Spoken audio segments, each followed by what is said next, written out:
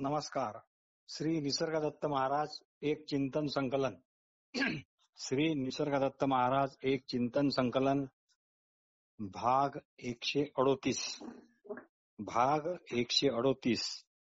श्री निसर्गदत्त महाराज काही चिंतनीय मुद्दे. श्री निसर्गदत्त महाराज म्हणतात, मी केवळ असणेपणानेच आहे.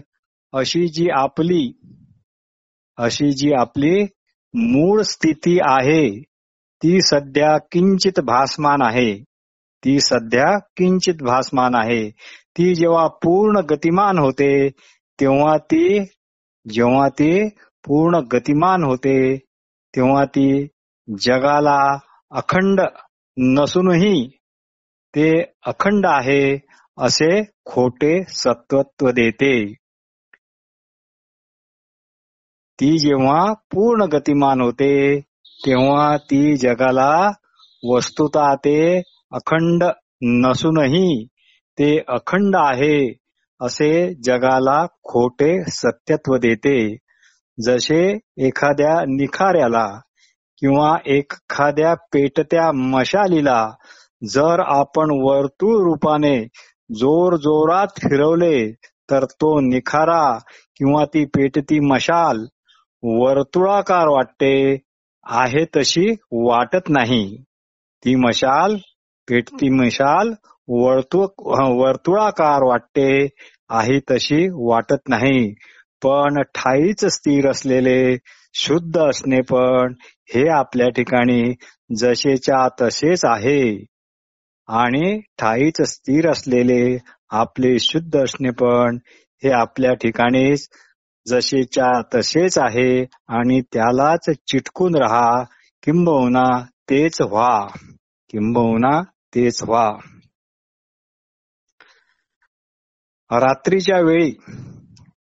रात्रीच्या वेळी समजा एखादा माणूस हातात विजेची बॅटरी घेऊन जंगलात गेला तर त्याला त्या बॅटरीच्या प्रकाश झोतात जेवढे दिसेल तितकेच दिसेल.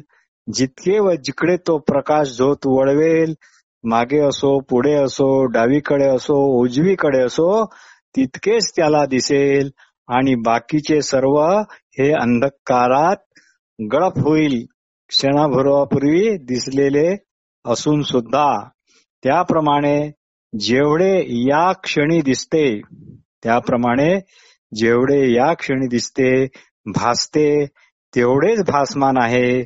बाकी सर्व एका अर्थाने नाहीच. कारण ते लगेच कल्पना मात्र झाले आहे. निसर्गदत्त महाराज म्हणतात, तुम्हाला जर तुमच्या सत्य स्वरूपाची ओळख झाली की मग तुमच्या पुढे एकही प्रश्न उरत नाही. लग्न केले काय, नाही केले काय, पुष्कळ पैसा कमावला काय, कंगाल राहिले काय, तुमच्या दृष्टीने ते सर्व सारखेच हवे. यावर साधक विचारतो, ही तर फारच उच्च अवस्था आहे नाही का? आम्हाला कसे हे जमणार? यावर श्री महाराज म्हणतात, आम्हाला जमणार नाही असे म्हणून तुम्हीच तुमचे दरवाजे आपल्या हातानेच आतून बंद करून घेतले आहेत. ती उच्च बिच्च अशी अवस्था मुळीच नाही. उलट ती सहजावस्था आहे. तुम्ही तिला उच्च अवस्था वगैरे वगैरे जे म्हणता, याचे एकमेव कारण म्हणजे की तुम्ही स्वतः या सहज अवस्थेला सुद्धा घाबरता. होय की नाही हे स्वतःला विचारा आणि काय खरे ते ठरवा. म्हणून आपल्या भयाला ओळखा आणि भयमुक्त व्हा. ज्याची भीती वाटावी अशी कुठलीच गोष्ट नाही हे तुम्ही मनापासून जाणून घ्या. जे होणार आहे ते घडलेलेच आहे. फक्त तुमच्या समोर ते प्रगट व्हायचे बाकी राहिले आहे तेवढेच मात्र. तुम्ही गर्दीतून चालताना आपण लोकांना टाळतो.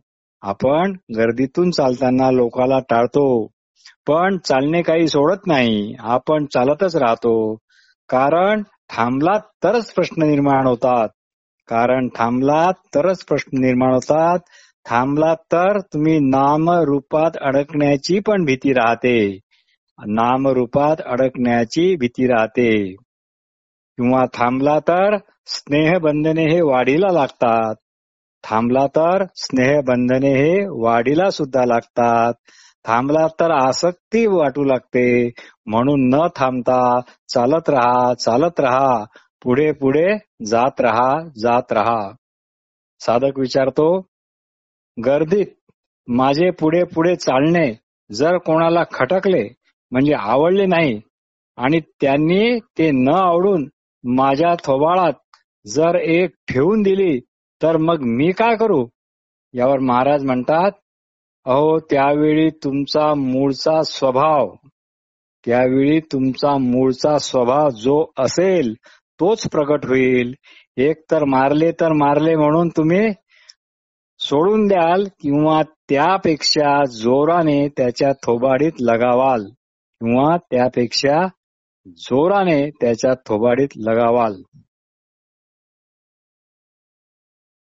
साधक विचारतो, ईश्वर करता करविता आहे की नाही? यावर श्री महाराज म्हणाले, तुम्ही बाह्य कर्त्याला इतक्या मध्ये का आणता? जग आपल्यातूनच नवे जग निर्माण करत आहे. ते दुसरीकडून कुठून येत नाही. जग आपल्यातूनच नवे जग निर्माण करत आहे. ते दुसरीकडून कुठून येत नाही. ही अशी निर्मिती अखंड चालू आहे. त्याला आरंभ नाही. अर्थात आरंभ नाही म्हणून त्याला अखेर पण नाही. जणू अनित्यच अनित्याला प्रसवत आहे. यालाच वेदांतात अजातवाद म्हणतात. पण तुमचा खोटा अहंकार अशी समजूत करून घेतो किंवा कल्पना करून घेतो की याला नक्कीच कुणीतरी करता हा असलाच पाहिजे.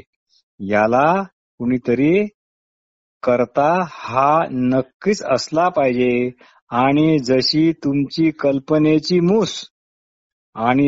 तुमची कल्पनेची मूस असेल तशी तुम्ही ईश्वराची दयाळू, प्रेमळ, संकटाकाळी धावणारा, सखा, करुणाकवान किंवा अगदी भयंकर अशी जशी तुमच्या कल्पनेची मूस असेल तशी तुम्ही कल्पना करून घेता.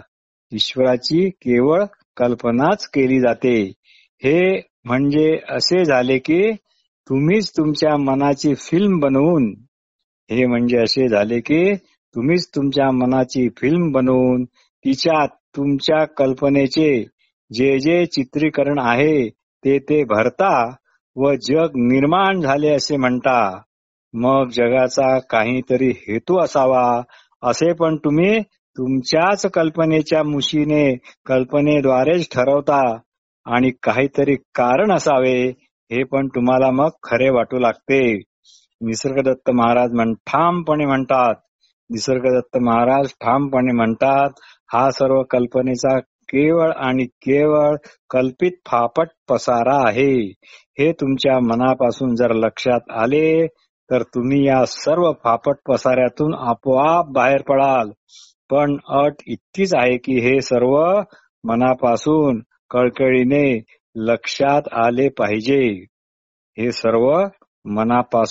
कळकळीने लक्षात आले पाहिजे.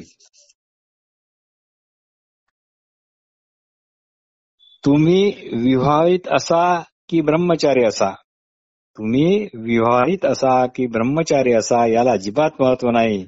तुम्ही तुमच्या कल्पनेचे दास आहात की नाही इतकेच पहा. हेच अति महत्वाचे आहे. साधक, तुम्ही जेव्हा माझ्याकडे पाहता तेव्हा तुम्हाला काय दिसते? यावर श्री महाराज म्हणाले, तुम्ही अमुक तमुक आहात अशी तुम्ही तुमच्याविषयी केवळ आणि केवळ कल्पना करीत आहात हे मी पाहतो. तुम्ही अमुक तमुक आहात अशी तुम्ही तुमच्याविषयीची केवळ आणि केवळ कल्पना करीत आहात हेच मी पाहतो. आपल्या सत्य स्वरूपावर अज्ञानाचे पांघरून तुम्ही आपण होऊनच घातले आहे. श्री निसर्गदत्त महाराज म्हणतात, आपल्या सत्य स्वरूपावर अज्ञानाचे पांघरून तुम्ही आपण होऊनच घेतले आहे. त्या अज्ञानाला जर तुम्ही खरोखर आव्हान केले व तू कोण म्हणून दरडावले किंवा तू कोण म्हणून हटकले तर ते आपोआप स्वतःचेच विरघळून जाईल. असे तुम्ही हटकावे अशी तुमच्या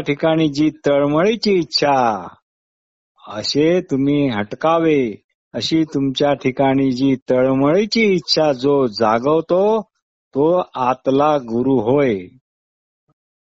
अशी तुमच्या ठिकाणी जी तळमळीची इच्छा जो जागवतो तो आतला गुरु होय. मग सहाय्याला काम पडले तर बाह्य गुरु हा आपोआपच भेटतो. एकदा का आता तळमळीची ज्योत पेटली आहे, आता सद्गुरु वचन म्हणून एखादा साधा शब्द, एखादे पुस्तकाचे पान ही बाह्य गुरुचे तितकेच महत्वाचे काम करते. अर्थात सद्गुरु कृपा ही नेहमीच गुप्तपणे किंवा ठळकपणे आपले काम करतच राहते.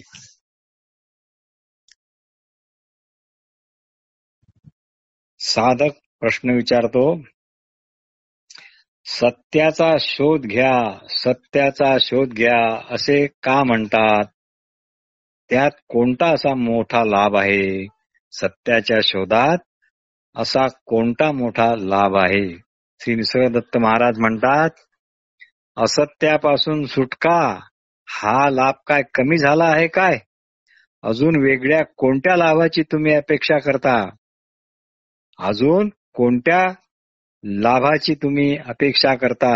आंघोळ काही अन्य लाभासाठी करायची असते काय?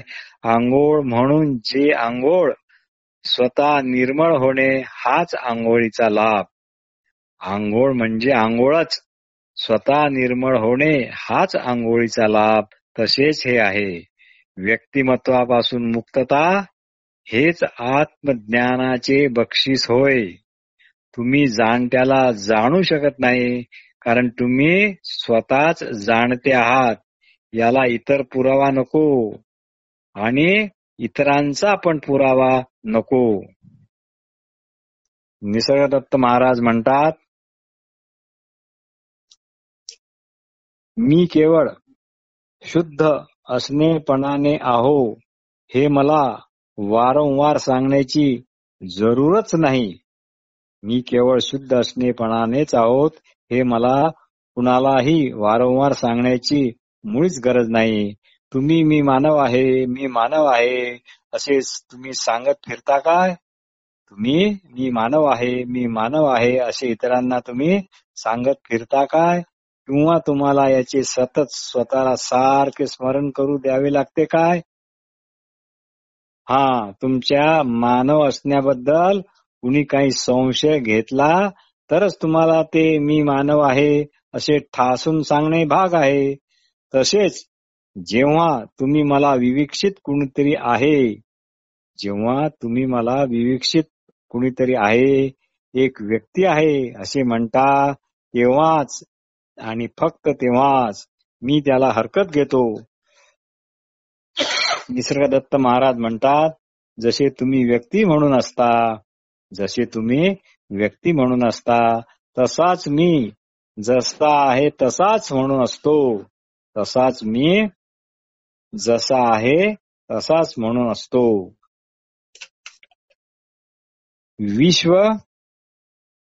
विश्व हा प्रत्येक जणांचा आपापला वैयक्तिक अनुभव आहे.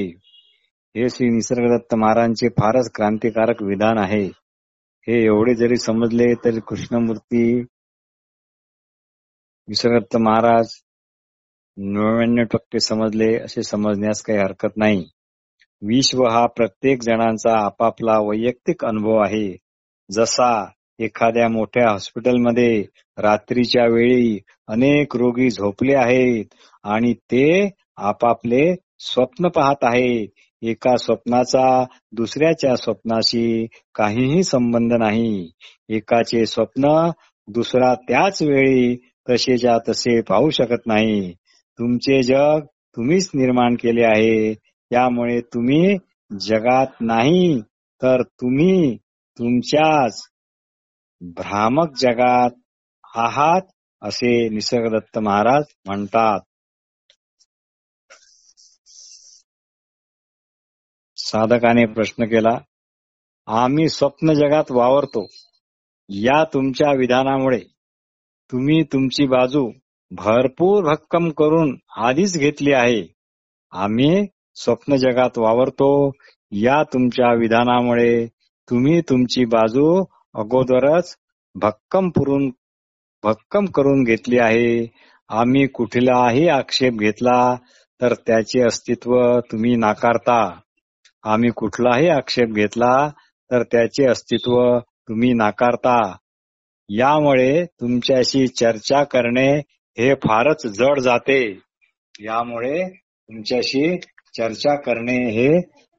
जड जाते. यावर श्री निसर्गदत्त महाराज म्हणाले, अहो चर्चेची इच्छा ही पण एक इच्छाच आहे. जाणण्याची इच्छा, सत्य जाणून घेण्याची इच्छा असावे ही इच्छा. पण इच्छा म्हटले की ज्याची तुम्ही इच्छा करता ते तुमच्या जवळ नाही हे सिद्ध होते. पण आपण शुद्ध असणेपणानेच असून अशी इच्छा तुम्ही करू शकत नाही. पण आपण शुद्धपणानेच असू अशी मात्र तुम्ही इच्छा करू शकत नाही. कारण मुळात तुम्ही तेच आहात. आणि तुम्ही स्वप्न जगात आहात की नाही हे तुमचे तुम्हीच ठरवा आणि तुमचे तुम्हीच तपासा. आणि मी तसा नसल्यामुळे मला नक्की माहित आहे की तुम्ही काय आहात. पण तुम्हाला माझ्या म्हणण्याची वाटते तितकी खात्री पटत नाही. यावर साधक म्हणाला, मला तुमच्या जवळची थोडी मुक्ती देता का? साधक म्हणाला, मला तुमच्या जवळची थोडी तरी मुक्ती देता का? या कदाचित खोचक प्रश्नावर श्री महाराज म्हणतात, थोडीच काय, पूर्णच घेऊन जा ना. अहो ती पाहिजे म्हणताच ती लगेच मिळते. पण तुम्ही मनापासून पाहिजे हे म्हणतच नाही. तुम्हीच उलट थोडी थोडी मागत आहात, थोडी थोडी मागत फिरत आहात. पण तुम्ही ती कशी घ्याल?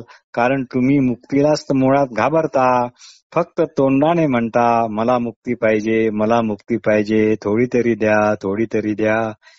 महाराज पुढे म्हणतात की मुक्ती पाहिजे असल्यास सर्व काही सांडण्याची तयारी हवी.